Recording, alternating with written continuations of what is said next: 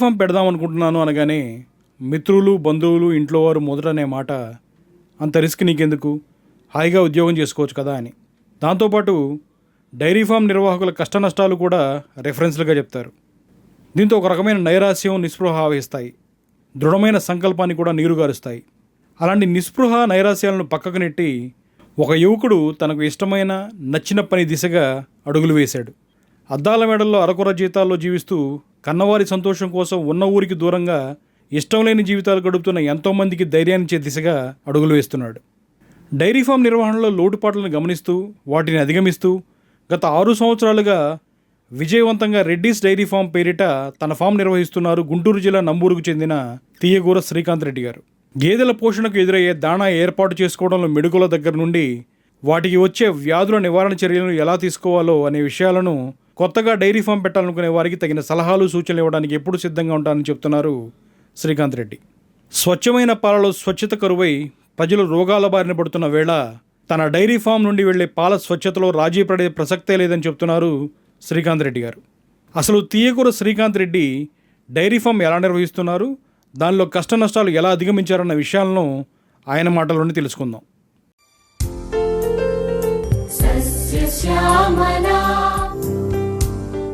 అసలు ముందు మీ బ్యాక్గ్రౌండ్ గురించి తెలుసుకుందాం. అసలు ఎందుకు డైరీ ఫామ్ పెట్టాలని చెప్పేసి మీరు అనుకున్నారు?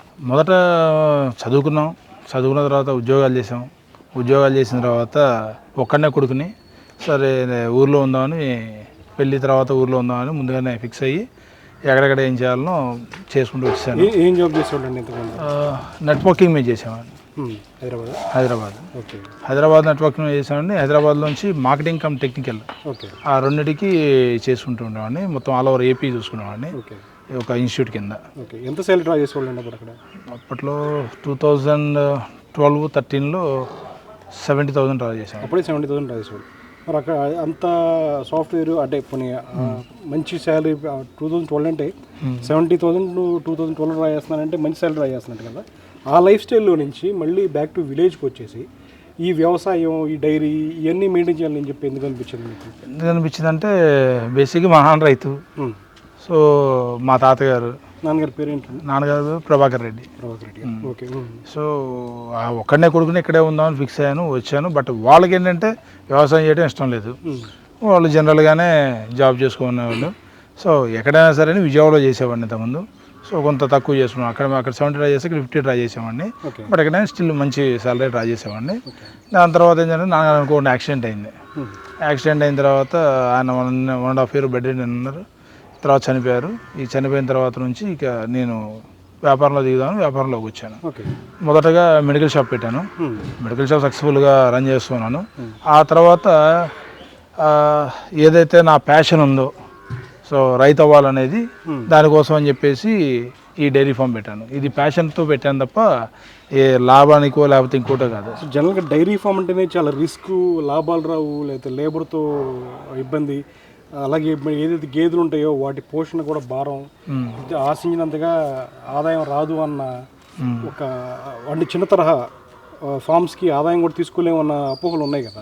అసలు అంత క్రిటికల్ సిచ్యువేషన్లో కూడా మీరు డైరీ ఫామ్ వైపు ఎందుకు మొగ్గు చూపారు? ఎందుకంటే మీరు గతంలో పల్లెటూరులో చిన్నప్పటి నుంచి పెరుగున్నప్పుడు దాని సాధక బాధకాలన్నీ మీకు తెలుసు కదా. అసలు గేదెలతో ప్రాబ్లం ఏంటి, లేదంటే దానిలో ఉన్న కష్టం ఎంతో తెలిసి కూడా అదే కష్టాన్ని మీరు ఎందుకు ఎంచుకున్నారు? ఇది కష్టం అనేది ఎప్పుడు వస్తుంది అంటే అది మన ఇష్టం లేని పని చేసినప్పుడు కష్టం అనిపిస్తుంది మొదటిది. తర్వాత మేము చిన్నప్పటి నుంచి కూడా ఫస్ట్ నుంచి కూడా మేము కొద్దిగా పర్లేదు. మా ఇంట్లో మా అమ్మ నాన్న తర్వాత మా దగ్గర జీతగాళ్ళు ఉండేవాళ్ళు. ఎప్పుడు కూడా మా ఇంట్లో 25-30 గేదెలు ఎప్పుడు మినిమం ఉంటా ఉన్నాయి. సో అప్పటి నుంచే మాకు ఇంట్రెస్ట్ ఉంది. మా తాతగారు మెయిన్ ఈ వీటన్నిటి కూడా ఆయన అసలు దాన్ని చేసే అంటే ఒక మనిషికి లేకపోతే పశువుకి కానీ లేకపోతే ఒక మనిషికి వ్యవసాయానికి కానీ ఎలాంటి అనుబంధాలు ఉండాలి, ఎలా ఉండాలి అనేది ఆయన నేర్పించారు మాకు. సో పని అంటే ఎలా చేసుకోవాలి, ఎలా చూసుకోవాలి, మేనేజ్మెంట్ అయినా కానీ లేకపోతే వీటి గురించి పని అయినా కానివ్వండి, ఏదైనా ఆయన నేర్పించారు. మా నాన్నగారు అంటే జనరల్గా కొడుకు ఎలా ఉండాలి అంటే, సో నేను ఎటు వ్యవసాయం చేసుకున్నా కాబట్టి నా ఉద్యోగం చేసుకుంటా అట్లా బతకాలనే ఇష్టం వాళ్ళు ఉండేవాళ్ళు. బట్ మా తాతగారు మాత్రం ఎటు చెప్పేవాళ్ళు, నీకు నచ్చిన పని చెయ్యి, ఏదైనా సరే నీ పని చేసేప్పుడు దానిలో ఫుల్ ఫ్లెడ్జ్డ్గా ఉండు అనేది చెప్పేవాళ్ళు. సో ఆయన చూస్తున్న ఆయన ఇన్స్పిరేషన్ అనుకోండి, లేకపోతే ఫస్ట్ నుంచి మా ఇంటి పరిస్థితుల వల్ల కావచ్చు, ఏదైనా అవ్వచ్చు, మీ వ్యాపారం కింద అంటే ఎప్పుడు మా కింద జీతగాలు ఉండేవాళ్ళు మీ చిన్నప్పటి నుంచి. సో మీ ఇంకోళ్ళ కింద జీతానికి వెళ్ళడం కంటే కూడా మా కింద జీతగాలు ఉండటమే ఒక పద్ధతిగా ఉంటుంది అన్నట్టుగా ఇంకా అలా ఉన్నాం అనమాట. 10 మంది కెరీర్ ఇప్పిస్తే 10 మందికి ఉద్యోగం చూపిస్తే బాగుంటుందన్న ఉద్దేశంతో ఇప్పుడు పరోక్షంగా కానీ ప్రత్యక్షంగా కానీ ఇప్పుడు నెలకు వచ్చి 20 మంది పనిచేస్తున్నారు నా దగ్గర. మీ దగ్గర ఓకే. ఎన్ని గేదెలతో ఈ ఫామ్ స్టార్ట్ చేశారండి? మొదట 20 గేదెలతో స్టార్ట్ చేశానండి. స్టార్టింగ్ 20 గేదెలు. 20 గేదెలు ఇప్పుడు ఎన్ని ఉన్నాయి? ఇప్పుడు వచ్చేసరికి 60 గేదెలు ఉన్నాయి. 60 గేదెల దాకా. ఎన్ని సంవత్సరాల క్రితం స్టార్ట్ చేశారండి? 6 సంవత్సరాలు అవుతుందండి. 2018లో స్టార్ట్ చేశాను. ఓకే. 2018లో స్టార్ట్ చేసి తర్వాత అప్పుడు 20 గేదెలు తెచ్చాను. తర్వాత మెల్లమెల్లగా పెంచుతూ నాకు స్టేజ్లో ఏమైందంటే గేదెలు ప్లస్ దూడలు 2 కలిపి 120 దాకా వెళ్ళినాయి. ఓకే. కాకపోతే ఏంటంటే అన్ఎక్స్పెక్టెడ్గా నేను లీజీ సైట్లో వేసాను. ఓన్ సైట్కి వచ్చేటప్పటికి ఇది కొంచెం కంజెస్టెడ్ ఉండడం వల్ల తగ్గించుకోవాల్సి వచ్చింది. ఇంతకుముందు 120 ఉండే నా దగ్గర. ఏ రకమైన గేదెలు ఉన్నాయండి మా దగ్గర? మొత్తం ముర్రా జాతి అండి. మొత్తం ముర్రా జాతి హర్యానా నుంచి తీసుకొచ్చినాయి. తర్వాత బ్రీడ్ డెవలప్మెంట్ కింద నేనే చాలా మంది రైతులకి పడలు ఇచ్చాను. మీ దగ్గర ఉన్న నా దగ్గర పుట్టినవి బ్రీడ్ 7. ఓకే. సో మీ 7 కూడా ఎక్కడ ఇంతకుముందు అయితే హర్యానా నుండే తీసుకొచ్చామండి. రీసెంట్ కాలంలో ఏంటంటే ఇక్కడ లోకల్లో తీసుకున్నాం. ఇక్కడ కూడా మంచి బ్రీడ్లు దొరుకుతున్నాయి, మంచి జరుగుతుంది 7 కాబట్టి ఇక్కడ లోకల్లో తీసుకుంటున్నాం. అంటే 7 తీసుకొస్తున్నారు లేదా ఏదైనా దున్నపోతు లాంటి తీసుకుంటాం? 7 తీసుకుంటాము. ఎట్ ది సేమ్ టైం మా దగ్గర ఉన్న వాటిల్లో తల్లి తండ్రి 2 బాగా ఉండే, అంటే తల్లి ఈలింగ్ చూసుకుంటాము, తర్వాత వాటి ఇమ్యూనిటీ, తర్వాత వాటి బాడీ స్ట్రక్చర్ అన్నీ చూసుకొని వాటి పుట్టిన దూడని ఏదైతే మెయిల్ ఉంటుందో దాన్ని మళ్ళీ పెంచి మా దగ్గర అదే చూసుకున్నాం. ఎవ్రీ 3 ఇయర్స్కి జనరేషన్ మారుస్తూ ఉంటాం. అంటే ఇప్పుడు ఈ రోజు నుంచి అది కన్సీవ్ చేయడం స్టార్ట్ అయితే అక్కడ నుంచి 3 ఇయర్స్ లేదా 2.5 ఇయర్స్ తర్వాత మళ్ళీ దున్న మార్చుకుంటాం మా దగ్గర వచ్చిన దాంట్లోనే. అట్లా మేము చేసుకుంటూ వస్తే ఇప్పుడు పుట్టిన దూడలు మంచి బ్రీడ్ వస్తున్నాయి. ఇప్పుడు ఎంత తీసుకొచ్చారండి? అంటే 6 ఏళ్ల క్రితం మీరు తీసుకొచ్చిన ముర్రా జాతి గేదె హర్యానా నుంచి ఒక్కొక్కటి ఎంత పడింది అప్పుడు మీకు? ఆ రోజుల్లోనే 1,30,000 నుంచి 1,70,000 దాకా అయింది. అప్పుడే. సో ఇప్పుడు ఎలా ఉన్నాయండి రేట్లు? ఇప్పుడు వచ్చేసరికి 2.5 లక్షలు 3 లక్షలు దాకా ఉంది. అదే 2.5 లక్షలు ఉంది ఇప్పుడు. సో మీ దగ్గర నుంచి డెవలప్ చేసిన ఇదైతే బయట ఇస్తున్నారు రైతులు, మీరు ఎంతకి ఇస్తున్నారు ఇక్కడ? మేము పాలు వదిలిపెట్టిన దూడనైతే 20,000 నుంచి 40,000 దాకా అమ్ముతాం. పాలు వదిలిపెట్టిన దూడని వాళ్ళు దాన్ని పెంచుకొని వాళ్ళు చేసుకుంటారు. ఎంత పుట్టిన దగ్గర నుంచి అది పాలు ఇచ్చే దశకు రావాలంటే ముర్రా జాతి గేదె ఎన్ని నెలలు పడుతుంది? అంటే ఎన్ని సంవత్సరాలు పడుతుందా, నెలలు పడుతుందా? మా దగ్గర అయితేనేమో 18 నుంచి 24 నెలలు వచ్చేస్తాయండి. 2 సంవత్సరాల్లో మాకు పాలు ఇచ్చే స్టేజ్కి రాదు, కన్సీవ్ అయ్యే స్టేజ్కి వస్తుంది. 2 సంవత్సరాలు అక్కడ కన్సీవ్ అయిన తర్వాత ఉండి 10 మంత్స్ అంటే అప్రాక్సిమేట్లీ 36 మంత్స్లో డెలివరీ ఉంటుంది. అక్కడ నుంచి పాలు ఇస్తుంది. థర్డ్ ఇయర్ నుంచి మీ దగ్గర నుంచి పాలు వదిలేసిన కంప్లీట్ అయిపోవాలి. పాలు వదిలేసిన తర్వాత మీరు ఇచ్చేస్తున్నారు రైతులకి. వాళ్ళు దాన్ని పోషించుకోలేదు. 2 సంవత్సరాల నుంచి అది పాలు ఇవ్వటం మొదలు పెడుతుంది. మొత్తం ఎంత ఇన్వెస్ట్మెంట్తో స్టార్ట్ చేశారు? స్టార్టింగ్ వచ్చేసరికి ఇన్వెస్ట్మెంట్ చాలానే అయింది. అంటే ఏంటంటే మేము స్టార్ట్ చేసింది ఎలా అంటే ఒకేసారి 100 గేదెలకు సరిపోను షెడ్ అవన్నీ వేసుకున్నాను, ఫ్లోరింగ్ అంతా ఇన్ఫ్రాస్ట్రక్చర్. సో దాని తగ్గట్టు ఖర్చు పెట్టాం కాబట్టి మాకు ఖర్చు బాగానే అయింది. ఆల్మోస్ట్ ఆ రోజుల్లోనే 1.5 crore దాకా అయింది. యానిమల్స్ కానీ, తర్వాత 1 year మెయింటెనెన్స్, తర్వాత ఇన్ఫ్రాస్ట్రక్చర్ అన్నీ కలిపి. అంటే ఇప్పుడు మొత్తం 60 గేదెలకి సరిపడే షెడ్ ఉంది కదా మీకు, అది ఎంత పొడుగు వెడల్పు ఎంత ఉన్నాయండి అవి? ఇది వచ్చేసరికి 180 feet లెంత్ అండి. Okay. So 33 feet with. 33 feet. దాంట్లో 60 animals మీరు ప్లేస్ చేయగలుగుతారు. సఫిషియెంట్గా సరిపోతుందండి అది? సరిపోతుంది. సపోజ్ దానికి ఎంత ఎక్స్పెండిచర్ ఉండొచ్చు ఆ షెడ్కి? ఆ షెడ్కి వచ్చి అప్రాక్సిమేట్లీ కింద ఫ్లోరింగ్, పైన రూఫ్ ఇవన్నీ కలిపి ఈ రోజు నాకు ప్రారంభం అయితే 20 lakhs అవుతుంది. 20 lakhs ఆ షెడ్కి? ఓన్లీ షెడ్కే 20 lakhs అవుతుంది. ఇప్పుడు 20 గేదెలతో స్టార్ట్ చేశారు, 60 గేదెలకి వెళ్ళారు కదా. 20 గేదెలతో స్టార్ట్ చేసినప్పుడు సస్టైన్ అవ్వగలుగుతుంది. అప్పుడు ఆ గేదెలతోటి వచ్చే రెవెన్యూతో కానీ దాంతో కానీ సస్టైన్ చేశారు డైరీ ఫామ్ని? చేశాను. అప్పుడు ఈ గత 2 సంవత్సరాల క్రితం వరకు అయితే మాత్రం సస్టైన్ అవుతూనే ఉంది. బట్ ఈ 2 సంవత్సరాల్లో దానాల రేట్లు విపరీతంగా పెరిగిపోయినాయి. దానాల రేట్లు కానీ, కూల్ రేట్లు కానీ, లేకపోతే మెయింటెనెన్స్ రేట్లు కానీ, ఇంక్లూడింగ్ కరెంట్ బిల్తో సహా అన్నీ పెరిగిపోయినాయి. బట్ పాల రేటు మాత్రం అక్కడే ఉంది. అందుకనే చాలామంది రైతులు కూడా గిట్టుబాటు కావటం లేదని ఇళ్లలో గేదెలు తీసేస్తున్నారు. లేబర్ సమస్య అండి. లేబర్ ఎక్కడి నుంచి వచ్చారు మనకి? లేబర్ మాకు వచ్చేసరికి బీహార్ నుంచి వచ్చారు. మొదట్లో ఇబ్బంది పడ్డాను, బట్ ఒక్కసారి సెటిల్ అయిన తర్వాత వాళ్ళే వాళ్ళ రిలేటివ్స్ని వాళ్ళే పిలుచుకుంటా ఉన్నారు.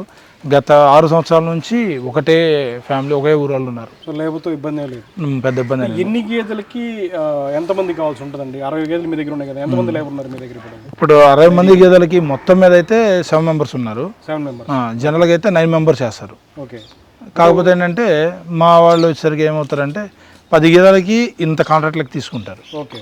సో దానిలో ఏం జరుగుతుందంటే వీళ్ళు ఒక 4 ఉంది, 6 పని వీళ్ళే చేసుకుంటున్నారు. సో కొన్ని ఏంటంటే సూడి గేదెలు అవి ఎటు పాలు ఇవ్వవు, కొన్ని పడదుళ్ళు ఉంటాయి. సో వీటన్నిటిని ఏంటంటే వాళ్ళు సపరేట్గా చేసుకుంటున్నారు. అందుకని వాళ్ళకి కాంట్రాక్ట్ బేస్. ఎంత ఉంటుందండి సంవత్సరానికి అదని నెలకు వచ్చేసరికి 10 గేదెలకు 17,000 రూపాయలు అండి. 10 గేదెలకు 17,000 రూపాయలు అంటే గేదెకి 1,700 రూపాయలు. 1,700 రూపాయలు నెలకి, ప్లస్ మళ్ళీ వాళ్ళ మెయింటెనెన్స్ ఉంటుంది. వాళ్ళకి రోజుకి 1 లీటర్ పాలు, ఆదివారాలు చికెన్ కానీ లేదా 100 రూపాయలు. రోజుకి లీటర్ పాలు అంటే ఉన్న 7 లేదు, ఒక్కొక్కరికి 1 లీటర్. ఓకే. ఏం చేస్తారండి, తాగుతారా లేకపోతే అమ్ముకుంటారా? లేదు తాగుతారు, లేకపోతే వాళ్ళు చేసే పని కూడా అలానే ఉంటుందండి. వాళ్ళు రోజు మొత్తం మీద వచ్చేసరికి పడుకునేది maximum 4 to 7 hours maximum. Remaining time అంతా వాళ్ళు వర్క్ ఉంటూనే ఉంటుంది. ఏ టైంలో స్టార్ట్ చేస్తారు వర్క్ అండి? మార్నింగ్ 3కి లేస్తారు. 3కి లేచి దానాలు వేసుకొని పేడకలు తీసి కడిగేసి 4:30 కల్లా పాలు తీయడానికి దానాలు వేసుకుంటారు. గేదెలు కడుగుతారు. దానా వేసి గేదెలు కడుగుతుంటారు. ఎందుకంటే అది తినే టైంలో వీళ్ళు కడిగేస్తూ ఉంటారు. కదకుండా నుంచొని ఉంటాయి, అందుకని వీళ్ళు కంఫర్ట్గా ఉంటుందని. కడిగిన తర్వాత పాలు తీస్తారు. వన్స్ పాలు తీసిన తర్వాత పాలు అయిపోగానే మార్నింగ్ అయితే ఎండుగడ్డి వేస్తారు, ఈవినింగ్ అయితే పచ్చిగడ్డి తర్వాత దానిలో కుట్టి ఇవన్నీ మిక్స్ చేసి వేసేస్తారు. ఎన్ని దఫాలకి ఇస్తారండి దానాని? దానా ఉదయం ఒకసారి, సాయంత్రం ఒకసారి దానా. వాటర్ ఎప్పుడు కంటిన్యూగా ఉంటాయి, వాటర్ మధ్యలో ఉంటాయి కాబట్టి వాటర్ లేను, సో ఎప్పుడు కంటిన్యూగా ఉంటాయి. మార్నింగ్ ఒకసారి గడ్డి, సాయంత్రం ఒకసారి గడ్డి వేస్తాం. ఇప్పుడు ఈ ముర్రా జాతి గేదె ఒక్కొక్కటి రోజుకి ఎంత పాలు దిగుబడి ఇస్తుందండి? ఇది డిపెండ్స్ ఆన్ అండి యానిమల్ హిస్టరీని బట్టి. ఒక్కొక్క యానిమల్ వచ్చేసరికి మన దగ్గర ఉండే ఏదైనా సరే మినిమం 8 లీటర్స్ ఉంటుందండి పర్ టైం. లేదు, మార్నింగ్ 8, ఈవినింగ్ 8. ఎందుకంటే మినిమం అది లేకపోతే మనం సస్టైన్ కాదు. ఎందుకంటే వాటి బాడీ మెయింటెనెన్స్కి కానీ, తర్వాత వాడికి ఇచ్చే ఫోడర్కి కానీ, తర్వాత ఏమంటారు దానాల వాల్యూస్ కానీ, దానాల రేటుకి కానీ మినిమం లీటర్ పాలు ఇవ్వకపోతే అసలు గిట్టుబాటు కాదు. సో ఇదేంటంటే 8 లీటర్స్ ఉన్నా కానీ 8 లీటర్స్ కంటిన్యూగా ఇవ్వదు. మ్యాక్సిమం ఇస్తే 1.5 month to 2 months అంతే. తర్వాత నుండి గ్రాడ్యువల్గా తగ్గుతూ వస్తుంది. సో 8 లీటర్స్ నుండి 7, 6 అట్లా. అలా ఎన్ని నెలలకండి? అలా మనం ఇచ్చే దానాల బట్టి. అంటే కన్సీవ్ అయిన తర్వాత, బిడ్డ పుట్టిన తర్వాత అనుకుందాం, లేదా దూడ పుట్టిన తర్వాత ఎన్ని నెలలు కంటిన్యూగా ఒక గేదె నుంచి మనం పాలు ఎక్స్పెక్ట్ చేయొచ్చు? మినిమం మంచిగా అయితే మాత్రం 7 to 8 months పర్లేదు, వాడి ఖర్చు వరకు వస్తుంది. ఆ తర్వాత నుండి తగ్గుతూ ఉంటుంది. అంటే ఫస్ట్ 2 months మంచిగా ఇస్తాయి, తర్వాత 3rd month నుండి గ్రాడ్యువల్ తగ్గుతూ వస్తుంది. 3rd month, 4th month, 5th month, ఇంక 5th month దగ్గర సస్టైన్ అవుతుంది. అది 3 లీటర్స్ దగ్గర, 4 లీటర్స్ దగ్గర ఇంకా అక్కడే ఆగిపోద్ది. ఇక అక్కడ నుంచి కంటిన్యూగా ఇస్తుంది. మళ్ళీ 2 months అలా ఇస్తుంది. మాక్సిమం 8 months వరకు ఇస్తుంది. 8 months ఇస్తుంది. మనం కన్సీవ్ చేసే రేంజ్ని బట్టి. ఇప్పుడు ఫర్ ఎగ్జాంపుల్ ఈ రోజు డెలివరీ అయింది, ఈ రోజు నుంచి 60 days లోపు మనం కట్టించేస్తాం. సో 60 days కాకుండా 90 days కట్టించామనుకోండి, ఖాళీ పీరియడ్ 90 days ఉంటుంది. లేదు 4 monthsకి 120 days కట్టించామనుకోండి, 4 months ఖాళీగా ఉంటుంది. లేదు 6 months కట్టించామనుకోండి, 6 months ఖాళీగా ఉంటుంది. అట్లా అన్నమాట. కట్టించిన దీన్ని బట్టి మారుతుంటుంది. ఇప్పుడు జనరల్గా రైతులకు ఉన్న అపోహ ఎలా ఉంటుందంటే, ఎప్పుడైతే మొదటి నెలలో కానీ 2వ నెలలో ఎదగొచ్చినప్పుడు దాన్ని కలపరు అనమాట. ఎందుకంటే అది కలపగానే పాలు తగ్గిపోతాయి అనేది. అది అపోహ మాత్రమే, అలా జరగదు. వీళ్ళకి ఆ తేడా తెలిసింది కరెక్టే. ఎప్పుడంటే అది 5th monthలో. వీళ్ళు ఎప్పుడైతే 5th monthలో వాళ్ళు కట్టించారో అప్పుడు ఖచ్చితంగా వాళ్ళు అనుకున్న చేంజ్ ఉంటుంది. ఎందుకంటే చాలా రోజులు అవుతుంది కాబట్టి ఎఫెక్ట్ కనిపిస్తుంది. కానీ ఇనిషియల్గా ఫస్ట్ ఎదగ కానీ సెకండ్ ఎదగ మనం కట్టించగలిగితే మీకు ఆ ప్రాబ్లం ఉండదు. ఇది కన్సీవ్ అయిన తర్వాత పాలు తగ్గడం అనేది ఉండదు. ఏదైనా హోల్డ్లో ఉండేది ఎంత ఇప్పుడు కట్టిస్తామనే దాని మీద డిపెండ్ అయి ఉంటుంది. ఓకే.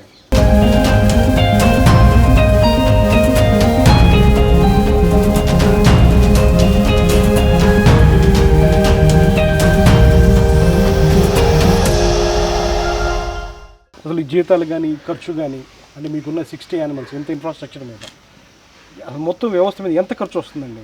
నెలకొచ్చి 6 లక్షలు ఖర్చు వస్తుందండి. 6 లక్షలు అంటే దానాకు కానీ జీతాలకు కానీ మిగతా వరిగడ్డి కానీ లేకపోతే పచ్చిగడ్డి కానీ గడ్డి ఖర్చు ఏదైనా కానీ కరెంటు బిల్లు, ఆయిల్ బిల్లు. రోజుకి ఎంత యావరేజ్గా ఇయర్లో యావరేజ్గా ఎంత పాల దిగుబడి తీసుకుంటున్నారు? మనకి నెలకు వచ్చి యావరేజ్గా 250 వేసుకోవచ్చు అండి పర్ లాంగ్ ఇయర్ మొత్తం. 250 ఇయర్ మొత్తం పర్ డే 250 లీటర్స్ యావరేజ్గా. సో దీన్ని ఎట్లా మీరు డైరెక్ట్గా సేల్ చేసుకుంటున్నారా? డైరెక్ట్గా మన బ్రాండే ఉంది, మన బ్రాండ్ మీద వెళ్ళిపోతుంటుంది. డెలివరీలో వెళ్తాయి, గుంటూరులో వెళ్తాయి, నంబూరులో వెళ్తాయి. నంబూరులో, గుంటూరులో. నంబూరులో ఎంత అమ్ముతున్నారు, గుంటూరులో ఎంత అమ్ముతున్నారు అండి?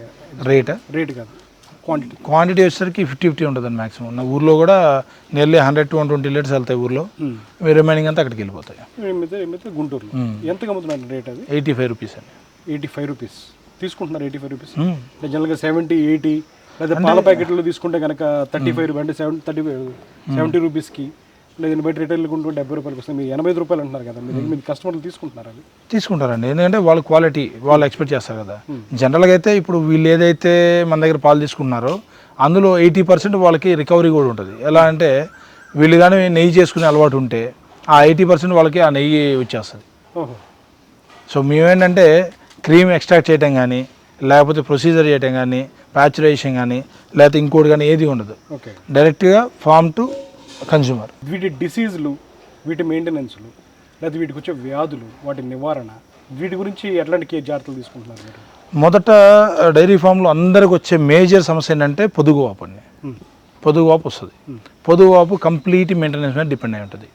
సో మీరు ఫామ్లో గమనించినట్టయితే ప్రతి గేదెకి దూడ ఉంటుంది, పాలిచ్చే ప్రతి గేదె అనక దూడ ఉంటుంది. ఈ దూడను ఎందుకు ఉంచుతాము అంటే రీజన్, రిమైన్ డైరీ ఫామ్కి మా డైరీ ఫామ్కి తేడా ఏంటంటే దీనిలో మా దూడను చావనివ్వండి. ఎందుకు చావనివ్వము అంటే దానివల్ల ఎసెట్ యానిమల్ హెల్త్ బాగుంటుంది. ఇప్పుడు యానిమల్ అనేది మన మీద ప్రేమతో పాలివ్వట్లేదు, దాని బిడ్డ మీద ప్రేమతోనే పాలిస్తుంది. సో అది ఉంటే దానికి happy. At the same time ఏంటంటే మేనేజ్మెంట్ ఈజీ అవుతుంది. మనకి ఎప్పుడైతే పాలు తీసిన తర్వాత మనం చేపుకి వచ్చింది అంటారు కదా, చేపు వచ్చిన తర్వాత పాలు తీసిన వెంటనే గేదె కానీ కూర్చున్నట్టయితే కిందున్న కోట్ల బ్యాక్టీరియా లోపలికి వెళ్ళే అవకాశం ఉంటుంది. సో ఆ టీత్ హోల్ అనేది క్లోజ్ అవ్వాలి. క్లోజ్ అవ్వాలంటే 2 ఆప్షన్లు. ఒకటి, గేదెని 10 నిమిషాల పాటు పడుకోకుండా చూడటం, లేదా దూడం వదిలిపెడితే అది తాగుతూ ఉంటుంది, తాగినంతసేపు అది నుంచుని ఉంటుంది. సో మేమేం చేస్తామంటే ఒక గేదె పాలు తీసిన తర్వాత దూడం వదిలిపెడతారు, మళ్ళీ ఆ రెండో గేదె పాలు తీసే అంతవరకు కూడా ఇది తాగుతూనే ఉంటుంది. అది రానివ్వండి, పాలు ఉండనివ్వండి, ఉండకపోండి, తర్వాత సంగతి. తీసిన వెంటనే కూర్చోకూడదు. కూర్చున్నప్పుడు పొదువాపులు రాకుండా. తర్వాత maintenance, potassium permanent crystals every day morning టైంలో ఖచ్చితంగా స్ప్రే చేస్తారు కింద ఫ్లోర్ మీద. అదేంటంటే వెట్ బ్యాక్టీరియా కానీ డ్రై బ్యాక్టీరియా ఏదైనా కానీ దాన్ని చంపేస్తుంది. సో దానివల్ల ఏంటంటే మ్యాక్సిమం పొదుగువాపులు రాకుండా ఉంటుంది. వన్స్ పొదుగువాపు వచ్చి ఒక గేదె కానీ పొదుగువాపు వచ్చి ఒక టీత్ కానీ పాడైంది అంటే గేదెని మనం 2 లక్షలు 2.5 లక్షలు పెట్టి కొనుక్కొచ్చినా అది 60,000 70,000 అమ్ముకోవాలి. సో అది జరగకుండా ఉండాలి. డైరీ ఫామ్లో మేజర్ లాస్ ఇక్కడే వస్తుంది. ఫస్ట్ మేజర్ లాస్ పొదుగువాపు, రెండోది ప్రొలాప్స్ అంటే మెయ్యి అంటాం, మెయ్యి వస్తుంది. ఆ మెయ్యి వలన ప్రాబ్లం అవుతుంది. ప్రెగ్నెంట్ అప్పుడు లోపల గర్భసంచి కూడా బయటకు వచ్చేస్తుంది. బయటికి రాకుండా చిన్న చిన్న మేనేజ్మెంట్ స్టెప్స్ చేసుకోవచ్చు. ఎందుకంటే పొట్ట ఎక్కువ ఉంటుంది కాబట్టి ఖాళీగా ఉన్నప్పుడు మనం ఎక్కువ తిన్నా కానీ ఎక్కువ తాగినా కానీ బయటికి ముక్కడానికి ఛాన్స్ ఉంటుంది. సో అలాంటి కండిషన్స్లో వాటిని సపరేట్గా పెట్టేసుకొని తక్కువ దానాలు, తక్కువ నీళ్లు ఇచ్చుకుంటా, అంటే ఒకేసారి ఇవ్వకుండా రోజుకు 2 సార్లు ఇచ్చేదాన్ని 4 సార్లు ఇచ్చుకుంటూ అలా చేసుకుంటా పోతే మెయింటెనెన్స్. మెడిసిన్ వచ్చేసరికి మీ 20 to 40% మాత్రం వర్క్ అవుతుందండి. రిమైనింగ్ 60% మన మేనేజ్మెంట్ మీద డిపెండ్ అయి ఉంటుంది. ఇంకేముంటాయండి మేజర్గా వ్యాధులు ఏముంటాయి? ఇంకేముంటాయంటే జనరల్గా వ్యాక్సిన్స్ ఉంటాయండి. హెచ్ఎస్ వ్యాక్సిన్ ఒకటి, ఎఫ్ఎండి ఒకటి, ఇలా వాడికి సీజన్ వైజ్గా ఉంటుంది. ఆ సీజన్ వైజ్ మనం వాడుకుంటే సరిపోతుంది, ఇంకేం అవసరం. మేజర్ ఇవేనండి. ఇప్పుడు మీరు ఇంత పెద్ద 60 గేదెల వ్యవస్థ పెట్టుకొని 250 లీటర్ల పాలు యావరేజ్గా ఇయర్లో తీసుకుంటున్నారు కదా, అంటే మనకున్న ఇంత పెద్ద పాపులేషన్లో, మన ఏపీ వరకే మాట్లాడుకుంటే ఇంత పెద్ద పాపులేషన్లో డైరీ ఫార్మ్స్ అనేది చాలా తక్కువ ఉంటుంది. బట్ పాల కన్జంప్షన్ అనేది డే బై డే పెరుగుతుంది. ఇక్కడేమో డైరీ ఫార్మ్స్ అనేది ప్రొడక్షన్ ఏమో తగ్గిపోతుంది, కన్జంప్షన్ పెరిగిపోతుంది. సస్టైన్ అవ్వట్లేదు అని చెప్పేసి ఇక్కడ తీసేస్తున్నారు, అక్కడేమో కన్జంప్షన్ పెరిగిపోయినాయి, బట్ అందరికీ పాలు అందుతున్నాయి. ఎట్లా సాధ్యం అవుతుంది శ్రీకాంత్ గారు ఇవన్నీ? అడల్ట్రేషన్ అండి. ఫలానా అనేది మనం చెప్పలేము, బట్ కంప్లీట్గా అడల్ట్రేషన్ జరుగుతుంది. ఎలా జరుగుతుంది అంటే ఇప్పుడు మ్యాక్సిమం వచ్చేసరికి పాల పౌడరే వాడుతున్నారు. పాల పౌడర్ ఎక్కడి నుంచి వస్తుంది? మనం రిమైనింగ్ కంట్రీస్ నుంచి పౌడర్ని ఇంపోర్ట్ చేసుకొని దాన్ని మిక్స్ చేసి బయటకు వదిలేస్తున్నాం. బట్ మీరు ఎక్కడైనా సరే వీళ్ళు ప్రోటీన్ పర్సంటేజ్ ఎనర్జీ గురించే రాస్తారు తప్ప ఏం వాడారు అనేది మాత్రం ఎక్కడ ఇంగ్రీడియంట్స్ అనేది ఎవరు మెన్షన్ చేయట్లేదు. ఇంగ్రీడియంట్స్ మెన్షన్ చేసిన రోజు తెలుస్తుంది. Output quality, for example feed గురించే మాట్లాడుకున్నాం అనుకోండి, బయట దొరికే దానాలు ఉన్నాయి, దానిలో 12% ప్రోటీను, 14% ప్రోటీను, 24% ప్రోటీన్ ఇలా ఉంటుంది. మనం దాన్ని తీసుకెళ్ళి చెక్ చేసుకుంటే ఏం చెక్ చేస్తాం? ప్రోటీన్ మాత్రమే చెక్ చేస్తాం. వన్స్ ప్రోటీన్ చెక్ చేసాం అనుకోండి ఉంటుంది, ఎందుకంటే దానిలో మనం యూరియా కలిపితే దానికి కావాల్సిన ప్రోటీన్ వస్తుంది. So urea converted to protein. So వీళ్ళు ఏంటంటే ఆ యూరియా క్వాంటిటీ మెయింటైన్ చేయడం వల్ల వస్తుంది. ఇప్పుడు ఎందుకంటే ఫర్ ఎగ్జాంపుల్ ఇప్పుడు నేను ఇండివిజువల్గా రా మెటీరియల్ తెచ్చుకున్నాను. రా మెటీరియల్ తెచ్చుకుంటేనే నాకు రైతుల దగ్గర కొనుక్కొచ్చుకుంటేనే సుమారుగా 35 నుంచి 40 రూపాయలు పడుతుంది కేజీ దానా. కానీ బయట దొరికేది 1400 రూపాయలు 50 కేజీలు ఇస్తున్నారు. మరి వాళ్ళకి ఎలా వస్తుంది? వాళ్ళ తర్వాత ఇవన్నీ రా మెటీరియల్స్ గ్యాదర్ చేసిన తర్వాత ప్రాసెస్ ఉంటుంది, ట్రాన్స్పోర్టేషన్ ఉంటుంది, ప్లస్ డీలర్స్ మార్జిన్ ఉంటుంది, డిస్ట్రిబ్యూటర్ మార్జిన్ ఉంటుంది. మరి ఇవన్నీ చేసినా నాకన్నా రేటు తక్కువ ఎలా దొరుకుతుంది బయట? ఏం మిక్స్ చేస్తున్నారంటారు అందులో ఎక్కువ క్వాంటిటీ? చాలా మిక్స్ చేయొచ్చు. ఇప్పుడు జనరల్గా ఆల్కహాల్ వేస్ట్ వస్తుంది. ఆల్కహాల్ వేస్ట్ అంటే బీర్ పొట్టు అంటారు, అది అవ్వచ్చు. తర్వాత మనం హ్యూమన్లో తినే బిస్కెట్లు వేస్ట్, తర్వాత ఏమన్నా కానీ దీనిలో కలిపేస్తారు. లేదా ఇప్పుడు మనం శనగ ఉంది, వేరుశెనగ ఉంది, వేరుశెనగ పొట్టు, ఇలా అవన్నీ మిక్స్ చేస్తారు. అలాంటివి తీసుకో, ఏదైనా ఓన్ ప్రిపరేషన్ ఫస్ట్ క్వాలిటీ మాత్రమే వాడతాం. సో ఇప్పుడు నాకున్న ఒక డౌట్ ఏంటంటే, జనరల్గా బయట ఉన్న ఇండివిజువల్ ఫార్మ్స్ నుంచి పాలు కొనడానికి ఎందుకు భయపడతారంటే, చేపడానికి కానీ ఎక్కువ పాలు రావడం కానీ ఇంజెక్షన్ చేస్తుంటారు. ఆ ఇంజెక్షన్ పేరు ఏదో ఉంది, హార్మోన్ ఇంజెక్షన్ చేస్తారు. హార్మోన్ ఇంజెక్షన్ చేస్తారు. దానివల్ల చేపడం కానీ ఎక్కువ పాలు రావడం కానీ జరుగుతుంటాయి. సో బయట ఇండివిజువల్ ఫార్మ్స్లో కొనడానికి కస్టమర్స్ అదొకటి ఆస్పెక్ట్లో ఆలోచిస్తూ ఉంటారు. అందుకని ఏం జరగవని చెప్పేసి అని కంపెనీల పాల ప్యాకెట్లకి వెళ్తూ ఉంటారు. దాని గురించి మీకున్న కమిట్మెంట్ ఏంటి? అసలు మీ కస్టమర్లకి మీరు ఇస్తున్న భరోసా కానీ ఆ పాల గురించి ఏమి ఇస్తుంటారు? ఏ భరోసా ఇస్తారు? మా కస్టమర్కి వచ్చే పాల గురించి మేము ఇచ్చేది ఏంటంటే, సో క్వాలిటీలో నెంబర్ 1. సో జనరల్గా అందరూ మాట్లాడేది ఏంటంటే, క్వాలిటీ అనగానే మొదట ఫ్యాట్, తర్వాత ఎస్ఎన్ఎఫ్ఏ చెక్ చేసుకుంటారు. సో ఫ్యాట్ ఎస్ఎన్ఎఫ్ రావడానికి నెంబర్ ఆఫ్ ఆప్షన్స్ ఉన్నాయి పెరగడానికి. సపోజ్ ఇందా మీరు చెప్పినట్టు యూరియా కలపచ్చు, లేకపోతే ఇంకా చాలా అడల్ట్రేషన్స్ ఉన్నాయి, కొన్ని ఏబుల్ ఆయిల్స్ కలపచ్చు, లేకపోతే ఇంకేదైనా కలపచ్చు. వాటి వల్ల ఏంటంటే మీకు అర్థం కాదు. ఇప్పుడు మీరు చెప్పినట్టు హార్మోన్ ఇంజెక్షన్లు ఇస్తారు. ఎందుకంటే ప్రతి దానిలో ఏమవుతుందంటే గేదెలు మేపడానికే ఖర్చు అవుతుంది, మళ్ళీ దూడ మేపాలంటే కూలోడు కానీ, తర్వాత వాటి మెయింటెనెన్స్ కానీ, ఫుడ్ కానీ, ఫోడర్ కానీ ఏదైనా సరే వాడికి ఎక్కువ ఖర్చు అవుతుంది. సో అందుకని ఏం చేస్తుంది, కొన్ని పాయింట్స్లో ఏమవుతుందంటే వీడి పాలు తీయలేక ఎక్కువ టైము వాడిని పాలు తాగించడం, ఇలాంటి వల్ల రైతుకి నష్టం వస్తున్న రైతు ఏం చేస్తాడంటే సపరేట్ చేస్తున్నాడు. ఐదర్ అమ్మేయటం లేకపోతే చనిపోవటం, ఈ 2 ఆప్షన్లు ఉంటాయి. సో మేము దాన్ని ఎలా కంట్రోల్ చేసుకుంటానంటే, సో ఇప్పుడు మా దగ్గర దూడ ఉంది, దూడను వదులుతాం, పాలు తాగుతారు, అయిపోయిన తర్వాత వాడికి ఎక్కడ వాటర్ మిక్స్ చేయడానికి అవకాశం ఉండదు. ఎందుకంటే వాడు మామూలు బకెట్లో ఎటువంటిది నీళ్ళు కానీ ఇది క్యారీ చేయడు. సో అక్కడ నుండి డైరెక్ట్గా ఇక్కడికి వచ్చేస్తుంది, కాటా దగ్గరికి వస్తుంది. కాటాలో ఏం చేస్తామంటే ఖచ్చితంగా మేము నోట్ చేస్తాం. ప్రతి దానికి ఒక నెంబర్, ఒక గేదెకి ఒక నెంబర్ ఇస్తాం. ఆ నెంబర్లో ఈ రోజు ఈ పూట ఎన్ని పాలు ఇచ్చింది అనేది మెన్షన్ చేస్తాం. సో ఇది మొత్తం నేను పర్టికులర్గా నేను అనాలిసిస్ చేసుకుంటూ ఉంటాను ఇండివిజువల్, నేను కూర్చొని. ఇన్ కేస్ నా ఆప్షన్స్ ఆ ఫోటో వస్తుంది, నేను దాన్ని చెక్ చేసుకుంటా. సో మరి దానిలో వాళ్ళు సరే అక్కడ కూర్చోవడం కానీ, లేకపోతే నేను లేనప్పుడు వాడు వీడు కొమ్మకాయ ఏదైనా రావచ్చు, బట్ రాసిన తర్వాత కింద టోటల్లో కూడా మళ్ళీ తేడా వస్తుంది. ఎప్పుడైతే మనం ప్యాకింగ్ చేస్తామో ప్యాకింగ్లోనే మనకు తెలుస్తుంది. సో అందరూ ఉంటే అందరూ ఎదవలు కాదు, ఎవడో ఒకడో ఇద్దరు ఉంటారు. సో వాళ్ళని ఎలా కంట్రోల్ చేసుకోవాలి, మనకు ఆల్రెడీ వాడి మీద ఒక ఐ ఉంటుంది, వాడు చేసేవాడా కాదా అనేది.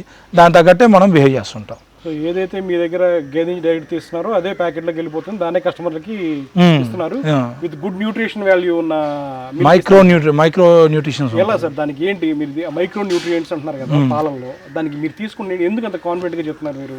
అంటే మీరు ఉన్న పాలల్లోనే మైక్రో న్యూట్రియంట్స్ కానీ పోషకాలు కానీ ఉంటాయి అంటారు. సో దాని గురించి మీరు చేస్తున్న కేరింగ్ ఏంటి గేదెకి? ఏంటి అంటే ఎక్కడ కూడా మనం సెకండ్ క్వాలిటీ ఫీడ్ కానీ ఫుడ్ కానీ వాడం. మొదట అన్నీ ఏంటంటే సమ్మర్లో నేను ప్రొక్యూర్ చేసుకుంటాను, చేసుకుని ప్రతిదీ నిలవేసుకుంటాం. ఏది ఈ సంవత్సర కాలానికి సరిపోను మొత్తం కూడా నిల్వ వేసుకుంటాం. సో దానివల్ల ఏమవుతుందంటే మాకు కాస్ట్ తగ్గిపోద్ది. సో యానిమల్కి మొత్తం ప్రొలాంగ్ ఇయర్ మొత్తం కూడా ఒకేలాగా ఫీడ్ ఒకేలాగా ఫుడ్ దొరుకుతుంది.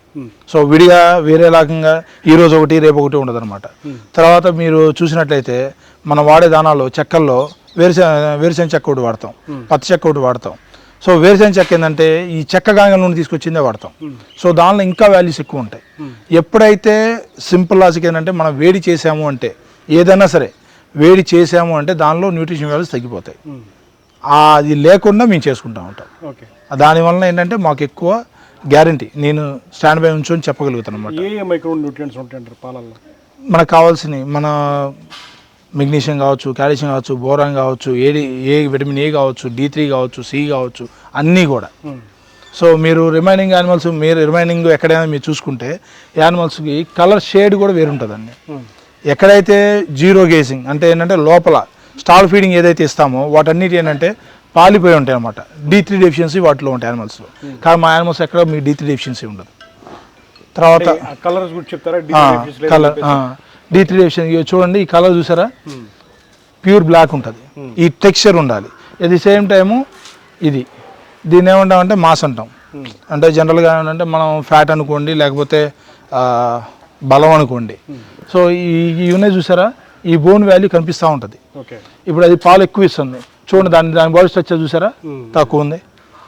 సో అవతల పక్క అది అంతే ఉంటుంది. అంటే పాలు ఇచ్చే గేదెల్లో మామూలుగా అయితే రైతుల దగ్గర అయితే నా కూరపై ఇట్లా బాగా ఇబ్బందిగా ఉంటుంది. సో మనం ఏంటంటే ఆ ప్రోటీన్ కరెక్ట్గా ఇవ్వటం వల్ల కానీ, తర్వాత కార్బోహైడ్రేట్ సమపాలు ఇవ్వటం, ఎనర్జీ ఇవ్వటం కానీ, వీటన్నిటి వల్ల ఏంటంటే యానిమల్కి ఇది ఉంటుంది. మనం ఏదైతే ఇన్పుట్ యానిమల్కి ఇస్తామో అవుట్పుట్ అదే వస్తుంది. మనం ఏదైతే పిచ్చి తిండ్లు పిచ్చి దానాలు లేకపోతే ఎట్లా పడితే అట్లా ఒక రేషన్ లేకుండా ఎట్లా పడితే అట్లా ఇచ్చామనుకోండి, అది తిని అయితే బాగా బలిష్టంగా ఉంటుంది లేదా బాగా ఇదిగా ఉంటుంది. సో ఇలా ఉండదు, మాకు న్యూట్రల్గా ఉంటుంది అన్నమాట. ఎప్పుడు యానిమల్ అలానే ఉంటుంది. దాని హెల్త్ కండిషన్ బాగున్నంతసేపు మన కింద నుండి వచ్చే పాలు కూడా హెల్తీగానే ఉంటాయి. సో రెడ్డిస్ డైరీ ఫామ్ నుంచి వస్తున్న ఏ మిల్క్ వేసినా అన్ని మైక్రోన్యూట్రియంట్స్ అంటే పోషకాల సంపద ఉన్న పాలు వస్తున్నాయని చెప్పేసి. అవును.